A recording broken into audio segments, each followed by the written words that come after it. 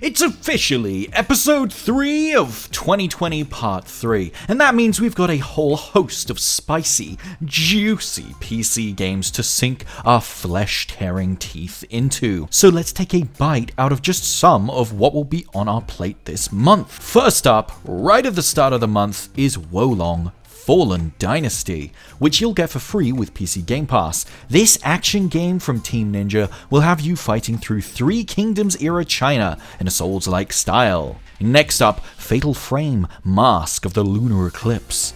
I've played every Fatal Frame game but one, a game originally released on the Wii only in Japan, and the only fan translation requires an imported physical copy of the game to use.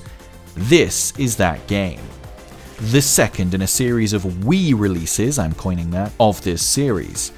And one step closer to an actual new game.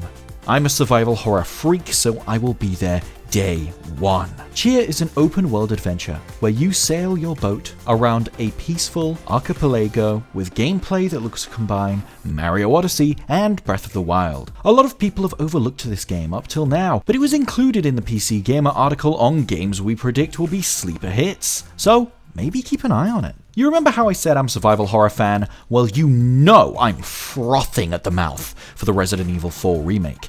Inject it into my veins, come on. I can't wait to see how it looks, and what's been changed, and what's been brought into the modern day from the game that not only reinvented the horror genre, but completely changed the landscape of gaming. Speaking of remakes, The Last of Us remake, The Last of Us Part 1, gets its PC port right at the end of the current HBO Season 1 run.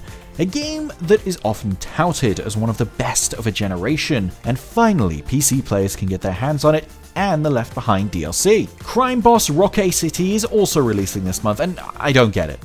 It's a co-op shooter where you run a crime empire, blah blah blah blah blah. But why does it sound like a terrible level 1 crook, level 100 boss mobile game? Why does it look so bland and have the marketing budget it does? How did it get all of these celebrities? The game actively bothers me.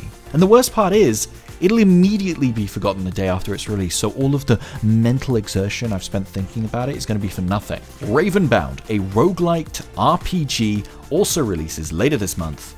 You take control of a weapon forged by the gods, and you have to use it to control vessels to explore the vast lands of a vault. Looks like it could be cool. Dredge releases right at the end of the month. We've already got an early preview on the site and on this channel, but I can say from personal experience that this is a great game. You go around on a little ship, you can upgrade and try and ignore and live through eldritch horrors. Just perfect. It's like it's made for me. Finally, supposedly, at some point this month, the System Shock remake's coming out, like actually releasing. We'll get to finally play a modernized version of this true classic, and if the demo is anything to go by, the wait should have been worth it. And that is this month in PC gaming. Yep, that reference was intentional.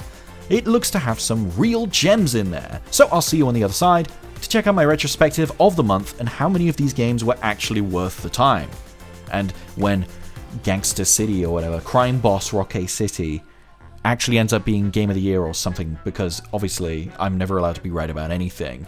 Anyway, be sure to also keep an eye out in the next few days for my retrospective on February. Is there anything I've missed? Tell me in the comments, and while you're down there, be sure to like and subscribe for more content just like this.